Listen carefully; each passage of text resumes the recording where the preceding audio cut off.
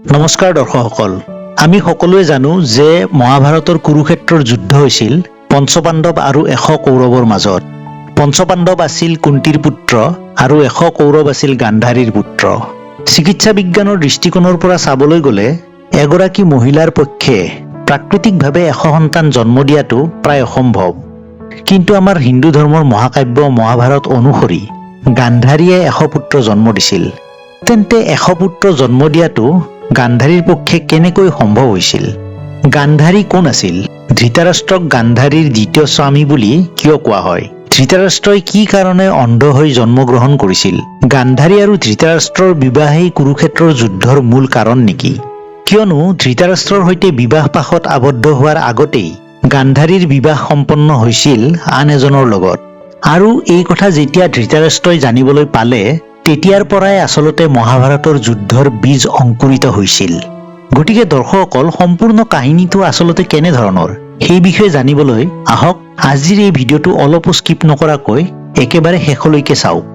আজিৰ এই ভিডিঅ'টো বুজিবলৈ প্ৰথমতে আমি জানিব লাগিব ধৃতৰাষ্ট্ৰৰ বিষয়ে। লোকবিশ্বাস অনুসৰি কোৱা হয় যে পূৰ্বজন্মত আমি কৰা কোনো পাপৰ ফল আমি এই জন্মত ভুগিবলগীয়া হয়। ঠিক এনেকুৱাই হৈছিল ধৃতৰাষ্ট্ৰৰ লগত। পূৰ্বজন্মত কৰা পাপৰ ফলতেই ধৃতৰাষ্ট্ৰই অন্ধ হৈ জন্ম লাভ কৰিবলগীয়া হৈছিল।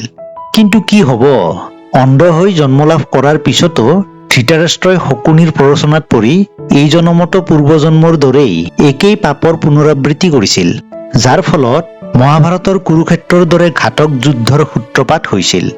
কিছুমান ধৰ্মগ্ৰন্থত উল্লেখ থকা অনুসৰি পূৰ্বজন্মতো ধৃতৰাষ্ট্ৰ এজন ৰজা আছিল। কিন্তু প্ৰজাসকলৰ সুখ দেখিলে তেওঁ নিজে কেতিয়াও সুখী হ'ব পৰা নাছিল। তেওঁ বিচাৰিছিল যাতে তেওঁৰ প্ৰজাসকল সদায় দুখত থাকে। এবাৰ ৰজাই সৈন্যসকলক লগত লৈ চিকাৰ কৰিবলৈ জংঘলত প্ৰৱেশ কৰিলে।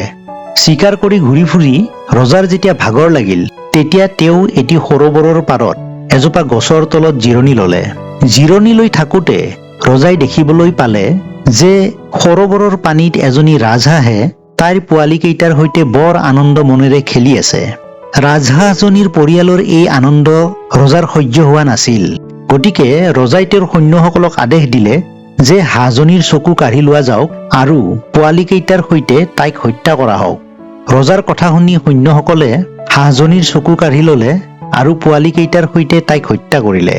কিন্তু মৃত্যুৰ আগেয়ে হাঁহজনীয়ে ৰজাক অভিশাপ দি ক'লে, ৰজা, মই যেনেকৈ অন্ধ হলো আৰু তই মোৰ বংশ যিদৰে নাশ কৰিলি, ঠিক সেইদৰে অহা জনমত তইও অন্ধ হৈ জন্ম লাভ কৰিবি আৰু তোৰো বংশনাশ হ'ব।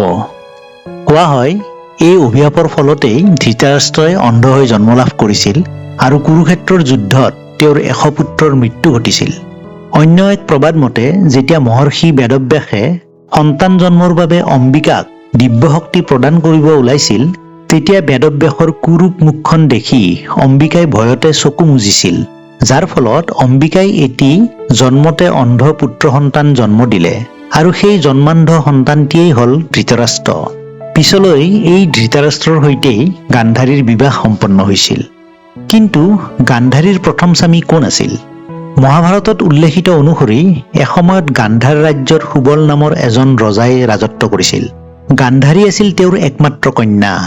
সেই সময়ত ৰজাসকলে ৰজা বা ৰাজ্যৰ নামৰ লগত সংগতি ৰাখি পুত্ৰ অথবা কন্যাৰ নাম ৰাখিছিল। সেইবাবে সুবল ৰজাই তেওঁৰ কন্যাৰ নাম ৰাখিছিল গান্ধাৰী। এই ৰাজকন্যা গান্ধাৰীয়ে এদিন সমনীয়াৰ লগত খেলি থাকোঁতে পুষ্পিতা হৈছিল। এই কথা ৰাণীয়ে ৰজাক কোৱাত ৰজাই আত্মহৰা হৈ কিমান যে সপোন ৰচিছিল তাৰ কোনো সীমা নাছিল। এদিন জীয়েকৰ স্বয়ম্বৰ পাতিব, দেশ বিদেশৰ ৰজা আৰু ৰাজপুত্ৰই স্বয়ম্বৰৰ সভালৈ আহিব, ৰজাই গান্ধাৰীক সোণ ৰূপ হীৰা মুকুটেৰে উপচাই দিব, আৰু যে কত কি কল্পনা। প্ৰচলিত প্ৰথা অনুসাৰে ৰজাই গৰ্গমুনিৰ হতুৱাই গান্ধাৰীৰ জীৱনকাল গণনা কৰিলে। মুনিয়ে ৰজাৰ কন্যাৰ গণনাৰ ফল দেখি হতবাক হৈছিল। কি কৰে, সত্য কথা সকলোবোৰ এফালৰ পৰা কৈ দিব, ৰজাই মুনিক মৃত্যুদণ্ড দিব, আনহাতে ভাঙি পাতি নকলে গণনাই আধৰুৱা হ'ব। এই কথা ভাবি মুনিয়ে সকলো কথা এফালৰ পৰা খুলি ক'লে, মহাৰাজ, আপুনি মোক যি কৰে কৰিব, গান্ধাৰীৰ ঋতু গণনাত পোৱা ফলাফলৰ কথা কওঁ শুনক। আপোনাৰ কন্যা বিয়াৰ ৰাত্ৰি বিধৱা হ'ব। ইয়াৰ পাছত যিজনৰ লগত তেওঁৰ বিয়া হ'ব তেওঁ দেশৰ ৰজা হ'ব। পিছলৈ গান্ধাৰীয়ে শতপুত্ৰৰ মাতৃ হ'ব। এয়া মোৰ গণনাৰ ফল। গৰ্গমুনিৰ কথা শুনি সুবল ৰজাৰ মূৰত আকাশখন যেন খহি পৰাৰ নিচিনা হ'ল। ৰজাই মনতে ভাবিলে, কন্যাৰ গাত কোনো দোষ নাই, ৰজাৰ এই ভাগ্য বেয়া, লগতে গান্ধাৰীৰো কপালৰ লিখন হ'ব পাৰে। গতিকে অতি শীঘ্ৰে গান্ধাৰীৰ বিয়া পাতি গণকৰ কথাৰ প্ৰমাণ চোৱা যাওক। এই ভাবি ৰজাই ৰাজ্যত ঢোল পিটি দিছিল যে যিজন পাত্ৰই ৰাজকন্যাক বিয়া পাতিব তেওঁলৈ ৰাজ্যৰ আধা অংশ যৌতুক হিচাপে দিয়া হ'ব। এই বাতৰি পোৱাৰ পিছতো কোনো এজন দৰা গান্ধাৰীৰ বাবে আগবাঢ়ি অহা নাছিল। কাৰণ নিশ্চিত মৃত্যুলৈ কোন আহিব ৰাজকন্যাক বিয়া কৰাবলৈ। ৰজা নিৰুপায় হৈ পৰিল। অৱশেষত ৰজাই চিপাহী চন্তৰিক আদেশ দিলে যে পথত যাকে পোৱা যায় তাকে লৈ আহ, জীৱ জন্তু হলেও কোনো কথা নাই। ৰজাৰ আদেশ পাই সৈন্যসকলে ওচৰতে পোৱা ভোকৰা ছাগলী এটা বিচাৰি আনি গণনাৰ স্থানত হাজিৰ কৰালে। ৰজাই ৰীতি নীতিৰ মাজেৰে কন্যাৰ বিয়া ভোকৰা ছাগলীৰ লগতে পাতি দিলে। তাৰ পিছত ফুলশয্যাৰ নিয়ম কৰোঁতে ৰাতি ভোকৰা ছাগলী মৰি থাকিল। এই দৃশ্য দেখি ৰজায়ো সন্তোষ পালে, গান্ধাৰীৰো কপালৰ লিখন ফলিয়ালে। কিছু বছৰ পিছত হস্তিনাপুৰৰ ৰাজপুত্ৰ ধৃতৰাষ্ট্ৰৰ লগত গান্ধাৰীৰ বিবাহ সুকলমে সম্পন্ন হ'ল। গান্ধাৰী আছিল সতী, পতিব্ৰতা। গতিকে বিয়াৰ পিছদিনাৰ পৰাই তেওঁ দুয়ো চকুত কাপোৰ বান্ধি গোটেই জীৱন অন্ধৰ দৰে অতিবাহিত কৰাৰ পণ লৈছিল। কাৰণ তেওঁৰ স্বামী ধৃতৰাষ্ট্ৰ জন্মান্ধ আছিল। কিন্তু বিবাহৰ কেইদিনমানৰ পিছত ধৃতৰাষ্ট্ৰই গম পালে যে গান্ধাৰীৰ অন্য কাৰোবাৰ লগত পূৰ্বতেও এবাৰ বিবাহ সম্পন্ন হৈছে। কিন্তু গান্ধাৰীৰ বিবাহ কাৰ লগত হৈছিল সেই বিষয়ে ধৃতৰাষ্ট্ৰই সম্পূৰ্ণকৈ গম নাপালে। মাথো কোনোবাই ধৃতৰাষ্ট্ৰক ক'লে যে গান্ধাৰী এগৰাকী বিধৱা, গতিকে ধৃতৰাষ্ট্ৰৰ বিবাহ এগৰাকী বিধৱাৰ লগতহে সম্পন্ন হ'ল। গান্ধাৰীৰ জনমকুণ্ডলী অনুসৰি গান্ধাৰীয়ে প্ৰথমে যাৰ সৈতে বিবাহ পাশত আবদ্ধ হ'ব তেওঁৰ মৃত্যু ঘটিব। সেয়েহে গান্ধাৰীৰ পিতৃয়ে গান্ধাৰীৰ প্ৰথম বিবাহ যাৰ লগত সম্পন্ন কৰাইছিল তেওঁৰ ইতিমধ্যে মৃত্যু ঘটিছে। এইবোৰ কথা শুনি ধৃতৰাষ্ট্ৰ খঙত জ্বলি উঠিল। তেওঁ ভাবিলে যে গান্ধাৰৰ ৰজাই তেওঁৰ সৈতে বিশ্বাসঘাতকতা কৰিলে।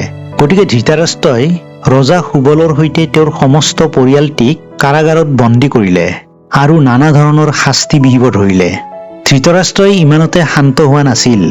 খাদ্যৰ নামত বন্দী পৰিয়ালটিক দিছিল মাত্ৰ এমুঠি অন্ন আৰু এলোটা পানী।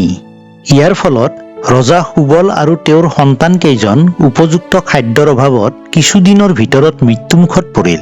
মৃত্যুৰ আগে ৰজা সুবল আৰু তেওঁৰ পুত্ৰকেইজনে সিদ্ধান্ত ল'লে যে তেওঁলোকৰ এই মৃত্যুৰ প্ৰতিশোধ ল'বলৈ সুবলৰ কনিষ্ঠ পুত্ৰ শকুনি জীৱিত থকাটো বাঞ্ছনীয়। সেয়েহে খাদ্য হিচাপে লাভ কৰা অন্নমুঠি তেওঁলোকে কেৱল শকুনিকে খাবলৈ দিলে আৰু পৰিয়ালৰ বাকী লোকসকলে খাদ্যৰ অভাৱত মৃত্যুক আঁকোৱালি ল'লে। মৃত্যুৰ আগে আগে ৰজা সুবলে শকুনিক ক'লে, বাছা শকুনি, তুমি আমাৰ এই মৃত্যুৰ প্ৰতিশোধ ল'ব লাগিব।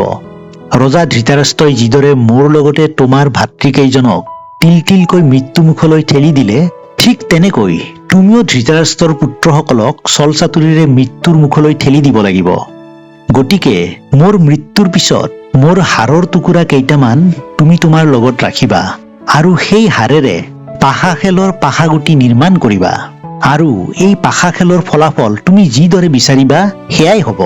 সময়ত এই পাশা খেলেই হ'ব কৌৰৱৰ বাবে কাল আৰু কৌৰৱৰ বংশৰ বিনাশ ঘটিব। এই ঘটনাৰ পিছৰ পৰাই যেন মহাভাৰতৰ কুৰুক্ষেত্ৰৰ যুদ্ধৰ বীজ অংকুৰিত হ'ল। এইফালে বিয়াৰ পিছত বহু বছৰলৈ গান্ধাৰী আৰু ধৃতৰাষ্ট্ৰৰ কোনো সতি সন্ততি নোহোৱাত দুয়ো বৰ দুখ পাইছিল।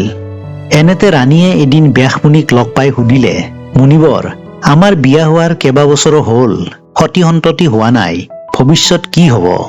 ব্যাসমুনিয়ে ক'লে, ৰজাৰ ঔৰসত আপোনাৰ গৰ্ভত শতপুত্ৰৰ জন্ম হ'ব, আপুনি বৰ ভাগ্যৱতী। এই বুলি কৈ মুনি আঁতৰি গ'ল। কিছুদিনৰ পিছত ৰাণী গৰ্ভৱতী হ'ল। সাধাৰণতে 10 মাহ 10 দিনত সন্তান জন্ম হয়, কিন্তু প্ৰায় 20 মাহ অতিক্ৰম কৰাৰ পাছতো গান্ধাৰীৰ সন্তান জন্ম হোৱা নাছিল। এইফালে পাণ্ডুৰ পত্নী কুন্তীৰ পুত্ৰ জন্ম হোৱাৰ বাতৰি পাই মহাৰাজ ধৃতৰাষ্ট্ৰ আৰু মহাৰাণী গান্ধাৰী দুখিত হৈ পৰিছিল। খঙতে গান্ধাৰীয়ে নিজৰ পেটত এটুকুৰা লোৰে আঘাত কৰিলে। ফলত গান্ধাৰীৰ ৰক্তপাত হ'ল আৰু এটুকুৰা মাংসপিণ্ড প্ৰসৱ কৰিলে। সেই সময়ত ৰাণী গান্ধাৰীয়ে মনতে ভাবিলে যে ব্যাসদেৱে সঁচা বৰ দিয়া নাছিল, মিছাহে বৰ দিলে। মোৰ গৰ্ভত শতপুত্ৰ জন্ম হোৱাৰ পৰিৱৰ্তে এটুকুৰা মাংসপিণ্ডহে জন্ম পালে। গতিকে এইবোৰ চাই লাভ নাই, দাসীৰ হতুৱাই পেলাই দিয়াই ভাল হ'ব। এই কথা মনলৈ অনাত ব্যাসদেৱ আহি গান্ধাৰীৰ সন্মুখত উপস্থিত হ'ল আৰু ৰাণীক ক'লে, হে দেৱী, আপুনি তেনেকুৱা ভুল কাম নকৰিব। ইয়াতে আছে আপোনাৰ শতপুত্ৰ। আপুনি পবিত্ৰ মনোভাৱ লৈ এই মাংসপিণ্ড বিশুদ্ধ পানীৰে ধুই লৈ এটা পাত্ৰত লৈ নিজ হাতে 100 টুকুৰা কৰক আৰু এটা কুমাৰৰ পাত্ৰত ভৰাই ভাল ঠাইত মাংসৰ টুকুৰাবোৰ ভৰাই থওক। দেখিব সময়ত এটা এটাকৈ আপোনাৰ শতপুত্ৰ জন্ম হ'ব। ব্যাসমুনিৰ কথামতে ৰাণীয়ে মাংসপিণ্ডটো পৰিষ্কাৰ কৰি একান্ত মনে টুকুৰা টুকুৰ কৰিবলৈ ধৰিলে।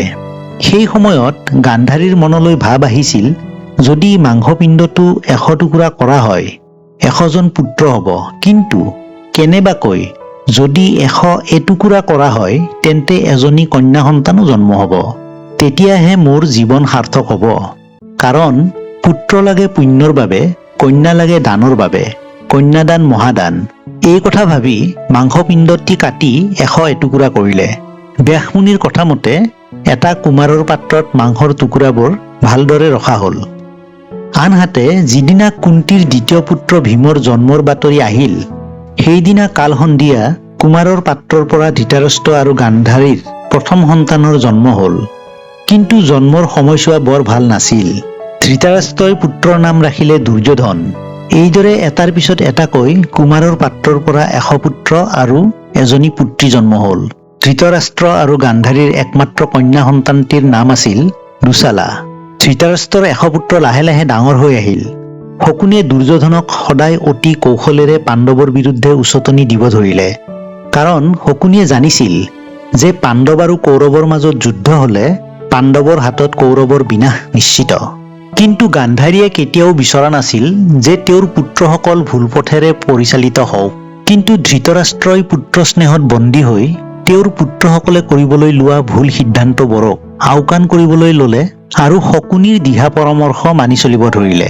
যাৰ ফলত এদিন কৌৰৱ আৰু পাণ্ডৱৰ মাজত পাশা খেল অনুষ্ঠিত হ'ল আৰু শেষলৈ এই পাশা খেলৰ পৰিণতিতেই পাণ্ডৱ আৰু কৌৰৱসকলৰ মাজত কুৰুক্ষেত্ৰৰ যুদ্ধ সংঘটিত হ'ল, যাৰ ফলত পাণ্ডৱৰ হাতত ধৃতৰাষ্ট্ৰৰ 100 পুত্ৰৰ মৃত্যু ঘটিল। দৰ্শকসকল, আজিৰ ভিডিঅ'টো আপোনালোকৰ কেনেকুৱা লাগিল ভিডিঅ'টোৰ তলত কমেণ্ট কৰিবলৈ নাপাহৰিব। আৰু যদিহে ভিডিঅ'টো আপোনালোকে ভাল পালে অনুগ্ৰহ কৰি ওচৰতে থকা লাইক বাটনটো প্ৰেছ কৰিব। আৰু এতিয়ালৈকে যদি মোৰ এই চেনেলটো ছাবস্ক্ৰাইব কৰা নাই তেতিয়াহ'লে চেনেলটো ছাবস্ক্ৰাইব কৰি ল'ব আৰু ওচৰত যিটো বেল আইকন আছে বেল আইকনটো প্ৰেছ কৰি দিব। তেতিয়াহ'লে আগলৈ আহিবলগীয়া এনেকুৱা ধৰণৰ ভিডিঅ'সমূহৰ নটিফিকেশ্যন আপোনালোকে পাই থাকিব। গতিকে দৰ্শকসকল, আজিৰ ভিডিঅ'টো এইখিনিতে শেষ কৰিছোঁ। ধন্যবাদ।